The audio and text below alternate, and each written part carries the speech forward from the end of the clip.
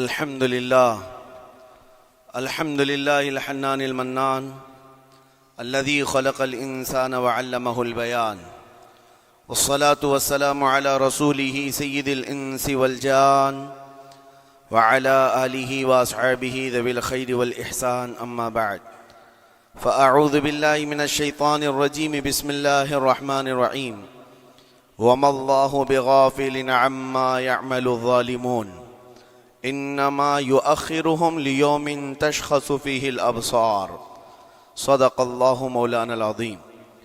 بارگاہ رسالت مواب صلی اللہ تعالی علیہ وسلم میں درود پاک کا ہدیہ پیش کریں۔ اللہم صلی علی سیدنا و مولانا محمد معدن الجود والکرم وآلہ واصحابہ الکرام وابنہ الکریم وبارک وسلم صلاة دائمة سرمدا ابدا۔ عزیزان گرامی وقار، اللہ کریم کو سب سے زیادہ ناپسند چیز جس کا ذکر قرآن پاک میں بھی ہے وہ ظلم ہے۔ ظلم کو اللہ تبارک و تعالی ہرگز پسند نہیں فرماتا، اور ظلم کا مطلب صرف کسی پر ہاتھ اٹھانا ہی نہیں بلکہ کفر اور شرک بھی بہت بڑا ظلم ہے۔ قرآن پاک میں اللہ نے فرمایا ان الشرک لظلم عظیم، اللہ کے ساتھ کسی کو شریک ٹھہرانا بہت بڑا ظلم ہے، اور اس ظلم کی بہت ساری شاخیں ہیں جو آج ہم دنیا میں دیکھ رہے ہیں۔ انسان کسی نہ کسی جگہ پر ظلم کرنے کا شکار ہو جاتا ہے، ظالم بن جاتا ہے۔ اور ظلم کی تعریف اگر دیکھیں عربی میں تو یوں کہا گیا وضع الشیء علی غیر محلہ، کسی چیز کو اس کی جگہ پر نہ رکھتے ہوئے، اس کی حیثیت کو اس کی حیثیت کی جگہ پر نہ رکھتے ہوئے دوسری جگہ پر رکھ دینا، یہ ظلم کہلاتا ہے۔ حقدار کو حق نہ دینا یہ ظلم ہے، یا اپنے حق سے زیادہ کسی سے چھین لینا یہ بھی ظلم ہے۔ اور یہ ظلم کی ایک دو نہیں ہزاروں مثالیں ہیں، لیکن قرآن ہر ظلم کی مذمت کرتا ہے۔ اللہ کریم کئی جگہوں پر ارشاد فرماتا ہے ان اللہ لا يحب الظالمین، اللہ تعالیٰ ظالموں کو ہرگز پسند نہیں فرماتا۔ میرے عزیزو، گناہ بھی ظلم ہے، جیسے کہ قرآن میں اللہ نے فرمایا وَلَوْ أَنَّهُمْ إِذْ ظَلَمُوا أَنفُسَهُمْ، جب لوگ اپنی جانوں پر ظلم کر لیں تو اے محبوب آپ کے دربار پہ آئیں۔ یہ جو آیت ہے ظلم کا مطلب کیا ہے؟ انسان جب گناہ کرتا ہے تو وہ اپنے آپ پر ظلم کرتا ہے۔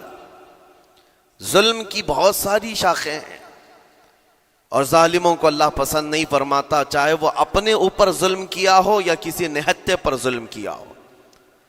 آج دنیا میں جو حالات ہم دیکھ رہے ہیں، ظالموں کا ظلم عروج کو پہنچا ہوا ہے، اور قرآن پاک میں رب تعالیٰ نے ظالموں کی نشانیاں بھی بیان کی، ایسا نہیں کہ یہ پہلی مرتبہ ہوا ہے۔ اللہ تعالیٰ فرماتا ہے وَكَم مِّن قَرْيَةٍ أَهْلَكْنَاهَا، کتنی بستیاں ایسی ہیں جن کو ہم نے ہلاک کر دیا۔ رب تبارک و تعالیٰ نے ان کو ختم کر دیا کیونکہ وہ ظالم تھے۔ ظالموں کی بستیاں جو ہلاک ہوئیں، قرآن پاک میں 3 مثالیں آپ کو بتاتا ہوں۔ ایک نوح علیہ السلام کی امت اور ان کی آبادی، دوسری حضرت لوط علیہ السلام کی قوم، تیسری حضرت صالح علیہ السلام کی قوم۔ یہ تینوں قومیں ایسی ہیں، گناہ میں تو تھی لیکن غرور بہت زیادہ تھا، گھمنڈ بہت زیادہ تھا۔ آج کے دور میں اگر کسی کے پاس پیٹروٹ میزائل ہیں اور بم بارود کی طاقت رکھتا ہے، نیوکلیئر پاور ہے، تو وہ یہ سمجھتا ہے مجھے کوئی شکست نہیں دے سکتا۔ یہ ہر دور میں ظالموں کا خواب رہا ہے، ہر دور میں ظالم اسی طرح کی فکر رکھتے ہیں۔ نوح علیہ السلام کی قوم بہت مضبوط قوم سمجھی جاتی تھی۔ اللہ تعالیٰ نے اپنے نبی کو جب حکم فرمایا کہ آپ ایک کشتی بنائیں بہت بڑی، تو وہ آپ کا مذاق اڑاتے تھے۔ یہاں دور دراز کہیں نہ ندی ہے، نہ نالا ہے، نہ سمندر ہے، کشتی کس میں چلاؤ گے؟ اللہ کے نبی کو پتا تھا کہ عذاب آنے والا ہے، اور اپنے ایمان والوں کو آپ ڈرا بھی رہے تھے، لیکن کفار و مشرکین غرور و تکبر میں ایسے تھے یہاں تک کہ نوح علیہ السلام نے اپنے بیٹے کو بلا کر کہا جو کافر تھا، کہا میرے ساتھ آ جا، یا بنی ارکم معنا ولا تکن مع الکافرین، بیٹا ہمارے ساتھ آ جا، کافروں کے ساتھ مت جا۔ اس نے کیا کہا؟ قال سآوی الی الجبل یعصمنی من الماء، میں تو پہاڑ کی اونچی چوٹی پر چلا جاؤں گا، تمہارا پانی مجھے کچھ نہیں کر سکے گا۔ یہ اس وقت ظالموں کا خیال تھا، گمان تھا۔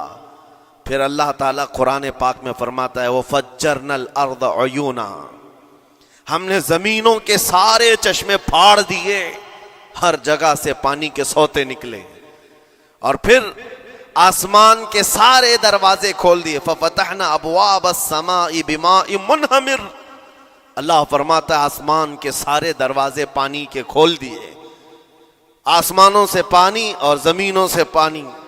فَالْتَقَى الْمَاءُ عَلَى أَمْرٍ قَدْ قُدِرَ، سورہ قمر کی آیتیں ہیں، رب تعالیٰ فرماتا ہے پانی اتنا بڑھ گیا کہ جو رب تبارک و تعالیٰ کی طے کی ہوئی معینہ نشانی تھی وہاں تک جا کر پانی مل گیا، روئے زمین پر کوئی باقی نہ رہا سوائے حضرت نوح علیہ السلام کی کشتی کے، کوئی نہیں باقی رہا۔ جب یہ پانی پھیل گیا، کیا پہاڑوں کی چوٹیاں، کیا محلوں کی اونچائیاں، سب غرق ہو گئے، اور وہ جبابرہ، وہ قوت کے بادشاہ جو کہتے تھے ہمارا کوئی کچھ نہیں بگاڑ سکے گا، سڑ گئے پانیوں میں۔ صرف پانی اللہ تعالیٰ بھیج دے تو انسان اسے روک نہیں سکتا، عذاب الہی کو کیسے روک سکے گا؟ دوسری گھمنڈی قوم، غرور میں مبتلا قوم تھی حضرت لوط علیہ السلام کی قوم، جو بدکاریوں میں ملوث تھے۔ اللہ کا جب عذاب آیا تو قرآن پاک میں رب تعالیٰ فرماتا ہے وَأَمْطَرْنَا عَلَيْهِمْ حِجَارَةً مِّن سِجِّيلٍ، نوکیلے پتھروں کی ہم نے ان پر بارش کی۔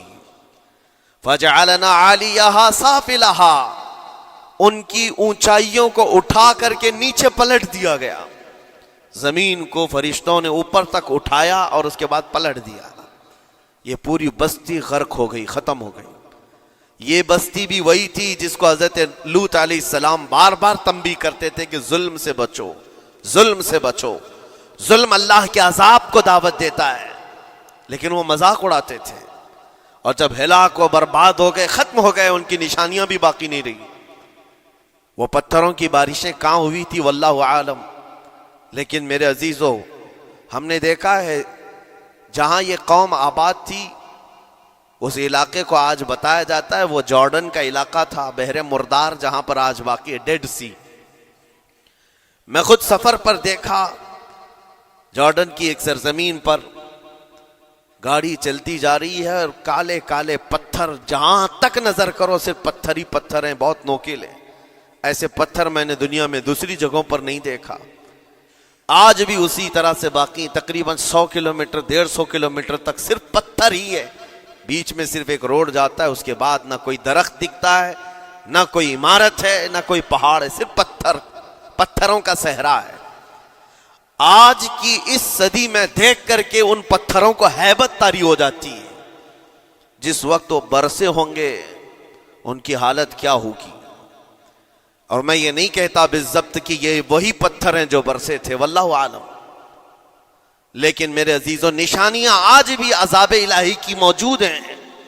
تیسری قوم تھی قوم شعیب اور قوم صالح علیہ السلام۔ یہ دونوں قوموں کے بارے میں ذکر کرتا ہوں۔ حضرت شعیب علیہ السلام کی قوم صرف ناپ تول میں کمی کرتی اور کفر و شرک بھی کرتے، شعیب علیہ السلام ان کو روکتے تو وہ ان کا بھی مذاق اڑاتے، اور جب عذاب الہی کے آنے کی بات کیا تو جانتے ہیں کیا کہا انہوں نے؟ یہ وہ قوم تھی جو پتھروں کو تراش کر کے گھر بنا لیتے تھے، یعنی پورے کے پورے پہاڑ کو، پتھروں کا جو پہاڑ ہوتا ہے اس کو تراشتے تھے، اور ایک آدمی کا ایک گھر ایک پہاڑ۔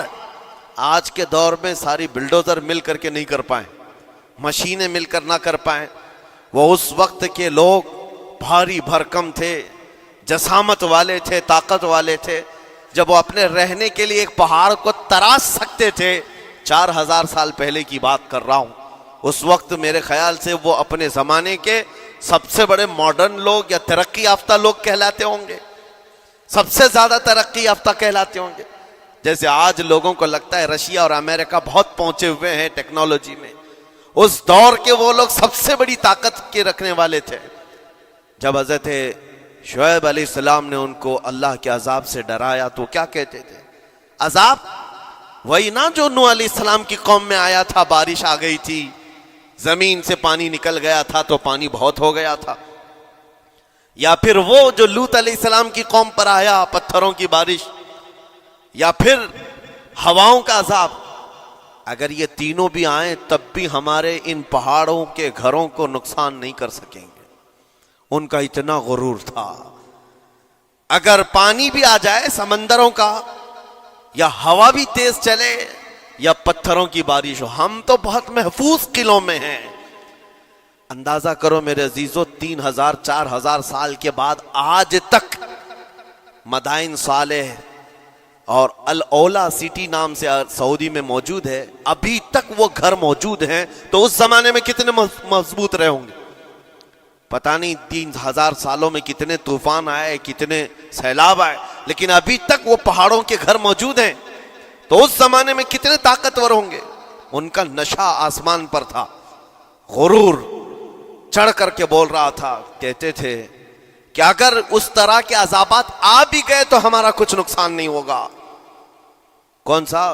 نوح علیہ السلام کی قوم کا عذاب آ جائے، لوط علیہ السلام کی قوم کا عذاب آ جائے، یا پھر شعیب علیہ السلام کی قوم کا عذاب آ جائے. یہ صالح علیہ السلام کی قوم کی بات کر رہا ہوں. تو پھر ہوا کیا؟ اللہ کے نبیوں نے انہیں ڈرایا اللہ کے عذاب سے.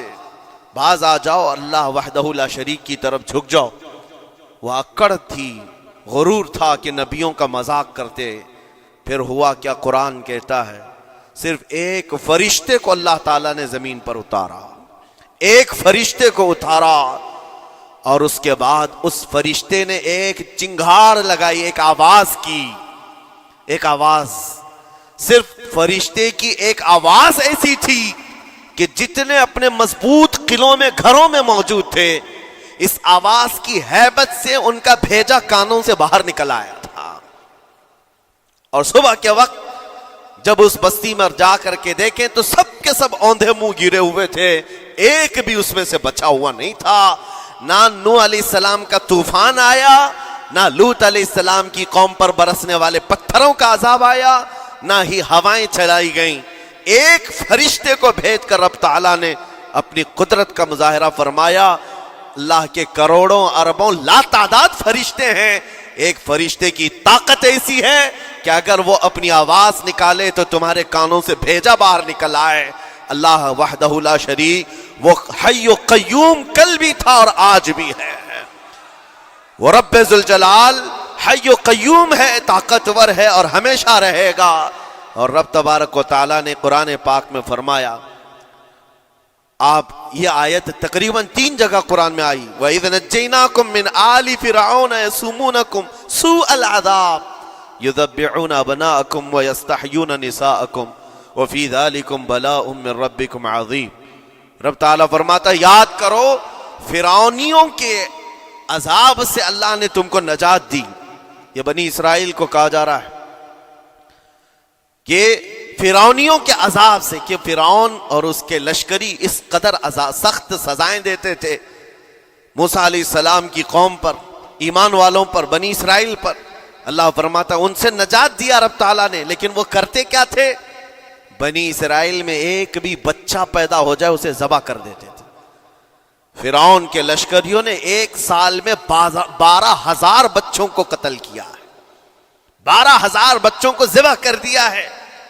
آج کے اسرائیلی اگر یہ بچوں پر ظلم کرتے ہیں تو یہ تعجب کی بات نہیں ہے. فرعون کی سرشت میں داخل تھا اور یہ فرعونی ہے، وقت کے جبابرہ ہیں، وقت کے ظالم ہیں. 12,000 بچوں کو قتل کر دیا تھا فرعون اور اس کے لشکریوں نے، اور عورتوں کو زندہ چھوڑ دیتے تھے. قرآن میں اللہ تعالیٰ نے فرمایا 3 جگہ آئی آیت، لیکن اس کے ساتھ رب تعالیٰ یہ بھی فرماتا ہے یہ سخت ترین سزائیں دیتے تھے فرعونی، اللہ نے ان سے تم کو نجات دیا. لیکن یہ سزائیں کیوں دیتے تھے، یہ عذاب کیوں تھا؟ وَفِي ذَلِكُمْ بَلَاءٌ مِّن رَبِّكُمْ عَظِيمٌ. یہ ہے فرمان اللہ کا. یہاں میں یہ ٹکڑا اگر بیان کر دوں تو آج آپ کے دلوں کے اندر ایک یقین پیدا ہو جائے گا. آج کے حالات کے مطابق فرعونیوں کا اس قدر سخت عذاب کیوں تھا؟ رب تعالیٰ فرماتا ہے اے مومنو، ان تمام معاملات میں اللہ کی طرف سے تمہارے لیے بڑا امتحان تھا. یہ امتحان تھا اور وہ امتحان آج بھی ہے اور ہر زمانے میں رہے گا. ستیزہ کار رہا ہے ازل سے تا امروز، شرار ابو لہبی سے چراغ مصطفی. ہر زمانے میں حق و باطل کے معرکے ہوتے رہیں گے.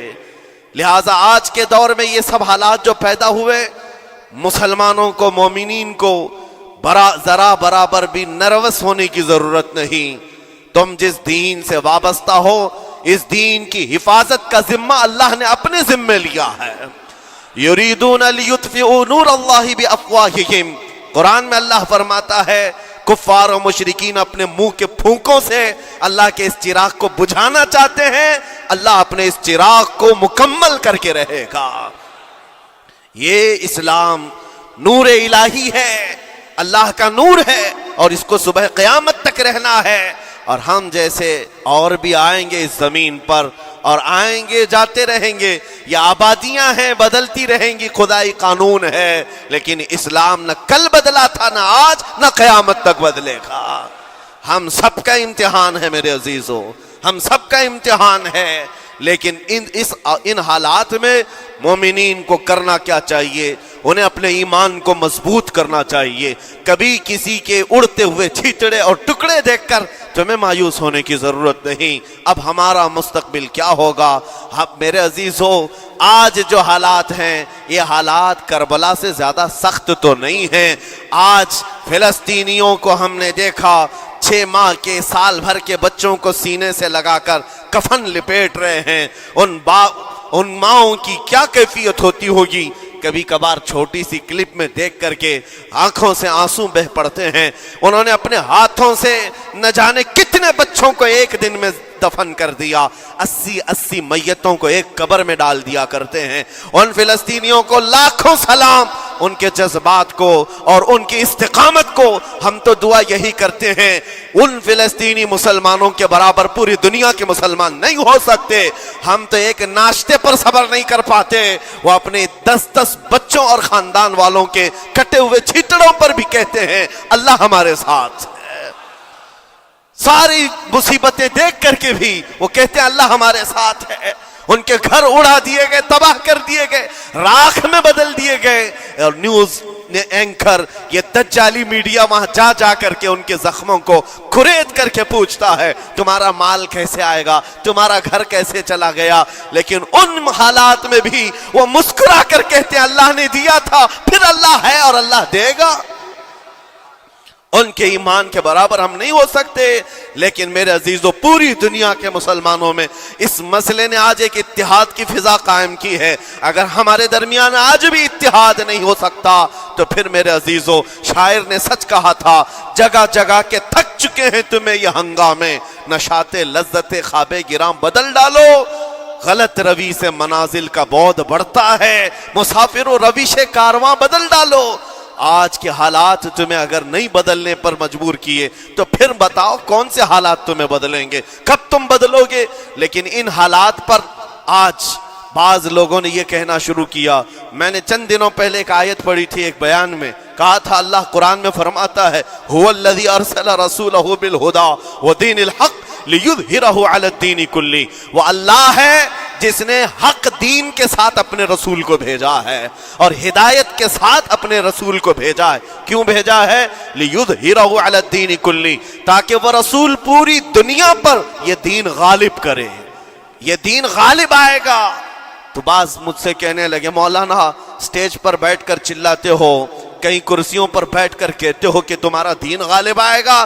تمہارا دین تو آج ٹکڑے ٹکڑے کیا جا رہا ہے، کوئی کچھ نہیں کر پاتا. ان ظالموں کو میں یہ کہتا ہوں، ان کو یہ میں کہتا ہوں، ان تمام حالات سے تم ہرگز یہ مت سمجھنا کہ دین غالب آئے گا. چاند پر بھی گہن لگتا ہے، لیکن جب گہن چھٹتا ہے تو چاند پورے آب و تاب کے ساتھ چمکتا ہے. آج اگر امت مصطفیٰ پر گہن لگا ہے تو میں اپنے ان تمام نوجوانوں سے جو ابھی ان فوان شباب میں داخل ہوئے ہیں، ابھی یہ دنیا کو دیکھنے کے قابل بنے ہیں، میں ان سے کہتا ہوں ان آندھیوں سے، ان طوفانوں سے گھبرا کر کے نہ تمہیں دین بدلنے کی ضرورت ہے، نہ تمہیں اپنا مسلک و مذہب بدلنے کی ضرورت ہے، بلکہ میں یہ کہتا ہوں نہ گھبراؤ مسلمانوں، ابھی خدا کی شان باقی ہے، ابھی اسلام زندہ ہے، قرآن باقی ہے۔ یہ ظالم کافر کیا سمجھتے ہیں جو روز ہم سے الجھتے ہیں؟ ابھی کربلا کا آخری میدان باقی ہے، ابھی تو کربلا کا آخری میدان باقی ہے۔ عزیزان گرامی وقار، میرے نبی کریم صلی اللہ تعالی علیہ وسلم نے جو فرمایا وہ ہو کر رہے گا، وہ ہو کر رہے گا۔ میرے آقا صلی اللہ تعالی علیہ وسلم کا فرمان عالی شان میں سناتا ہوں۔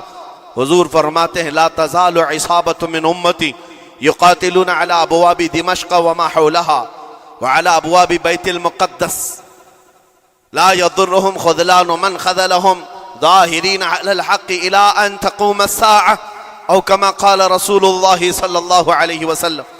میرے آقا فرماتے ہیں قیامت تک میری امت میں سے ایک جماعت ایسی ہوگی جو بیت المقدس کے ارد گرد حق کے لیے لڑ رہی ہوگی۔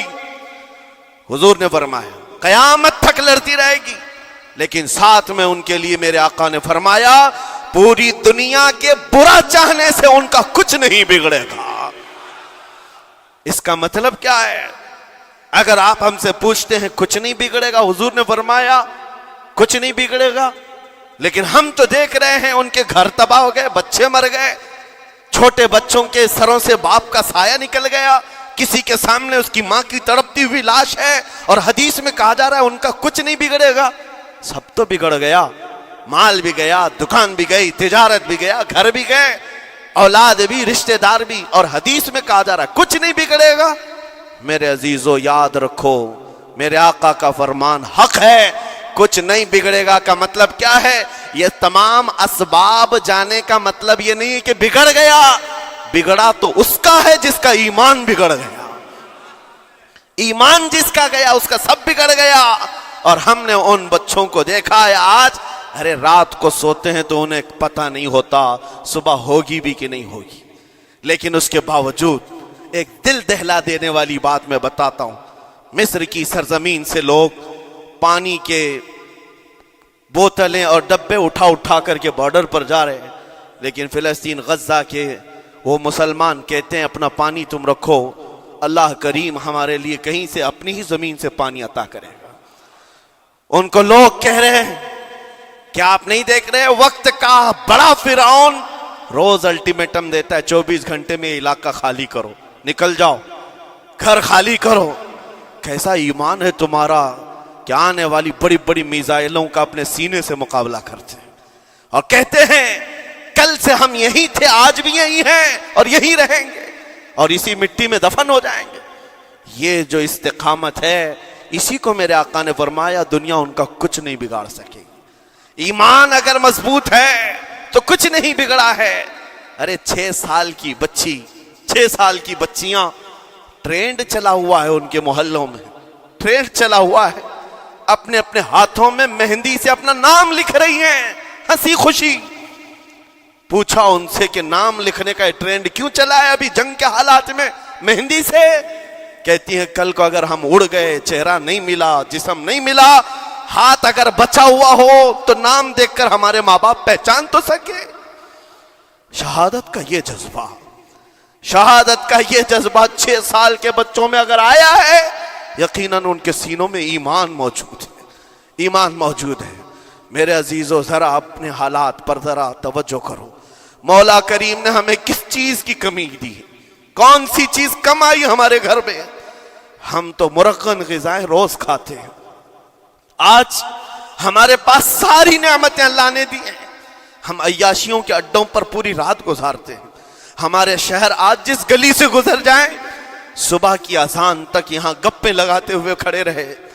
اے میرے عزیزو حالات تو ہمارے ایسے ہیں کہ کھا کھا کر کے چربیاں چڑھ گئیں، ہمیں ان کا کیا احساس ہو پائے گا؟ ان کا کیا احساس ہو پائے گا جن کے ہاں پانی سے زیادہ خون دیکھا جاتا ہے، جن کے ہاں زندوں کو پکڑنے کے لیے نہیں اب مردوں کو پکڑنے کے لیے لوگ بھی نہیں ہیں۔ عزیزان گرامی وقار، जनाजा उठाने के लिए लोग पूरा दिन इंतजार करते हैं, कोई नहीं है। पुरसान हाल इन सब हालात के बावजूद मैंने एक बच्चे को भी वहां से ये कहते हुए नहीं सुना कि हम पर बहुत बड़ा जुल्म हो रहा है, हमको यहां से निकाल लो, मदद करो, कोई आओ। नहीं, वो सब सिर्फ इतना ही कहते, जो कुछ हो रहा है हम अल्लाह के पास जाकर कहेंगे, ये सारे मामलात हम अल्लाह की बारगाह में शिकायत करेंगे। यह है ईमान, यह है इस्तिकामत। और मेरे आका सल्लल्लाहु तआला अलैहि वसल्लम के फरमान आलीशान के मुताबिक उनके लिए इतनी ही बड़ी दौलत काफी है। आखिर में मैं इतना कहूंगा, इजराइल के कुत्ते और सालिम मिलकर ईंट से ईंट बजा दें, उनके टुकड़े टुकड़े करके राख कर दें, तब भी हम कहेंगे फतह तो बैतुल मुकद्दस की ही है, फतह तो उन मजलूमों की है जिनके पास खोने के लिए कुछ नहीं था, फिर भी वो डटे रह गए। तुम्हारे पास तो पेट्रोल मिसाइल, बड़े बड़े तुम्हारे पास तोप, बहुत सारी चीजें होकर बच्चों पर, हॉस्पिटल पर, न जाने कितनी जगहों पर तुमने बमबारियां की हैं। मुझे हैरत होती है, पूरी दुनिया आज भी खामोश तमाशाई है। ये जुल्म नहीं है तो और क्या है। और जब जुल्म अपने उरूज को पहुंचता है, अल्लाह की पकड़ आती है, अल्लाह का अजाब आता है। और जब अल्लाह का अजाब आता है तो जितने खामोश तमाशाई थे सब उस अजाब में गिरफ्तार होंगे। इसलिए मेरे अजीजों, आप हमसे अगर ये पूछते हैं हमें यहां बैठकर करना क्या चाहिए, हम कैसे करें, तुम्हारा दिल अगर रो पड़ा उनके दर्दों से, ये भी लिखा जाएगा, ये भी लिखा जाएगा। ये बंदा जा तो नहीं सकता था, लेकिन अपने भाई के दर्द में ऐसा बेकरार था कि इसका खाना छूट गया था, ऐसा बेकरार था कि इसकी नींदें खत्म हो गई थी। ये भी लिखा जाएगा अल्लाह की बारगाह में। लेकिन यहां बैठ करके हम अय्याशियों पर अय्याशियां करें, अपने गुनाहों से कभी बाज ना आए, तो फिर मेरे अजीजों, उन निहत्ते मजलूमों के हम बहुत खतरनाक किस्म के दुश्मन कहलाएंगे। जहां उनको पानी का एक कतरा नहीं, जहां उनके लिए लुकमा नहीं, वो किसी का बचा हुआ कचरा खाने पर मजबूर है, उस वक्त हमारी बर्तनें खानों से भरी हुई हैं, हमारी दावतों में हमारे बचे हुए खाने गटर और नालियों में बह रहे हो। इन हालात में मेरे अजीजों पकड़ होगी, हमारी भी पकड़ होगी। बदलो अपने हालात, उठो वो गरना हश्र न होगा फिर कभी, दौड़ो के जमाना चाल अपनी चल गया। मैं आप सबसे यही कहना चाहूंगा, ये जो हालात पैदा हुए हैं पूरी दुनिया में, ये मेरे आका के फरमान के मुताबिक अंदेशा ये लग रहा है अनकरीब इमाम मेहदी का ज़हूर होने वाला है। इमाम मेहदी का ज़हूर होगा और हालात बदल जाएंगे। लेकिन हमको किसी के आने का इंतजार करते हुए हालात का इंतजार नहीं करना है। अभी बदलो, आज बदलो, अल्लाह की तरफ दौड़ो और उससे गिड़गिड़ा कर कहो कि मौला करीम, हमारे शामत अमाल, हमारी बुराइयों के सबब अगर ये तेरी पकड़ है, हम तौबा करते हैं तेरे दरबार में। जानते हो मेरे आका ने फरमाया, अल्लाह के गजब को अगर कोई चीज ठंडी करती है तो एक मोमिन सालेह की रिक्कत अंगीज दुआएं और उसके निकलने वाले आंसू अल्लाह के गजब को ठंडा करते हैं, अल्लाह के गजब को ठंडा करते हैं। तुम गिड़गिड़ाओ उस मौला की बारगाह में। ये नहीं कि इज्तिमाई तौर पर किसी के सामने आप रो धोकर चले गए या फिर आप लोगों को दिखाने के लिए कोई स्टेटमेंट जारी कर दिए। नहीं, तन्हाई में बैठे हो, अकेले में बैठे हो। जैसे कि कल एक बहुत अच्छी चीज मैंने देखी थी, हमारे उलमा ने ऐलान किया था, पूरी दुनिया मिलकर के जुमेरात का रोजा रखे, इसलिए कि रोजा अल्लाह को पसंद है। और इफ्तार से पहले अगर कोई दुआ करे, अव्वल दुआ हमारी उन मजलूमों के हक में हो, उन जालिमों के खिलाफ हो, मजलूमों की मदद के लिए हो। यकीनन अल्लाह की मदद आएगी और आएगी, क्योंकि कुरान बार बार कहता है, अला इन्ना नस्रुल्लाहि करीब, आगाह हो जाओ, बेशक अल्लाह की मदद बहुत करीब है, अल्लाह की मदद बहुत करीब है। अजीज़ान गिराम वक़ार, मैं इन्हीं तमाम बातों से अपनी गुफ्तगू को आज समेटता हूँ। आज के इन हालात में आपकी जिम्मेदारी है अपने ईमान पर मजबूती से जमे रहो, इस्तिकामत। बाज लोगों को आज ये लगता होगा कि वहाँ हालात बिगड़े हैं तो ये मुसलमान क्या करेंगे, क्या करेंगे, हम क्या करने वाले। वैसे ही हम खत्म किए जा चुके हैं, टुकड़े किए जा चुके हैं, हम कुछ करने। बस तुम अपनी जिंदगियां बदलो, नशा से बाज आ जाओ और जितने खुराफात हमारे मोहल्लों में आए इससे निकालो। اللہ کا عذاب آتا ہے، اللہ کی رحمتیں روٹ جاتی ہیں۔ ایک بار ہم بدل لیے تو مولا کریم اپنی رحمتوں کے سائبان فرما دے گا ہم پر، اور بس ہماری تمنا یہی ہے۔ اللہ کریم کی بارگاہ میں دعا ہے، قدیر و جبار خدا کہنے سننے سے زیادہ ہمیں عمل کی توفیق عطا فرما۔ اے رب کریم احسن الخالقین، ہم سب اپنے گناہوں سے سچی توبہ کرتے ہیں مولا۔ ہمارے گناہوں کی وجہ سے اگر تیری سخت پکڑ ہے تو مولا تو اپنے غضب کو ٹھنڈا فرما دے، تو اپنے غضب کو ٹھنڈا فرما دے مولا، تو اپنے غضب کو ٹھنڈا فرما دے۔ اے کریم خدا، تیرے حبیب کی امت تڑپ رہی ہے، اور ہر جگہ مولا ظلم و ستم کا نشانہ ان غریب مظلوموں کو بنایا جا رہا ہے جن کے پاس ایک وقت کا کھانا بھی باقی نہیں رہا۔ مولا تو اگر مدد نہیں کرے گا تو کون مدد نازل فرمائے گا؟ اے رحمان، ہمارا عقیدہ ہے تو ہی وہ خدا ہے جو ابابیلوں کو بھیج کر ابرہہ کو ہلاک کیا، تو ہی وہ خدا ہے جو بدر میں اپنے نبی کے لیے 5000 فرشتوں کو اتارا۔ اے مولا، تو ہی وہ خدا ہے جو یونس علیہ السلام کو مچھلی کے پیٹ سے زندہ سلامت نکالا، تو ہی وہ خدا ہے جو ابراہیم علیہ السلام کو بھڑکتی ہوئی آگ سے زندہ محفوظ فرمایا۔ اے قدیر و جبار خدا، کل بھی تو حی و قیوم تھا، آج بھی ہے اور ہمیشہ رہے گا۔ ہمارے اس عقیدے کی لاج رکھ لے، اور غیب سے مولا تو اپنی مدد نازل فرما، اپنی مدد نازل فرما، امت مصطفیٰ کے لیے خیر فرما، ہم سب کو امن و امان عطا فرما۔ اے رب کریم، ان ظالموں کو کیفر کردار تک پہنچا دے، مظلوموں کو مولا امن کی سانس عطا فرما۔ ہماری خوشیاں اگر لکھی ہوئی ہے اے رب قدیر، ہماری خوشیوں میں سے ان کو یہ تقسیم فرما دے۔ اے اللہ، ہماری حصے کی خوشیاں انہیں تقسیم فرما دے۔ اے رب کریم، ہمارے امن و سکون کو ان کے درمیان تقسیم فرما دے۔ اے اللہ، ان بلکتی ہوئی ماؤں کی آوازیں ہماری نیندیں اڑا چکی ہیں مولا، ان بچوں کے زخمی چہرے مولا بار بار ہماری آنکھوں کو ترساتے ہیں مولا۔ کب تک یہ تیری آزمائش ہوگی، کب تک یہ امتحان ہوگا؟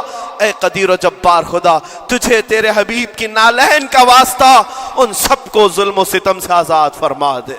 اے اللہ، ظلم و ستم سے آزاد فرما، امن و امان عطا فرما، خیر و سلامتی عطا فرما۔ ہمارے اس ملک عزیز ہندوستان کو امن و امان کا گہوارہ بنا دے۔ اے اللہ، ہم سب کو محبت و آشتی کا پیغام اور الفت و محبت کے ساتھ جینے کی توفیق عطا فرما۔ مولا، ہماری دعاؤں کو حضور کے صدقے قبول فرما۔ وصلی اللہ تعالی علی خیر خلقہ محمد وآلہ واصحابہ اجمعین، وآخر دعوانا الحمد للہ۔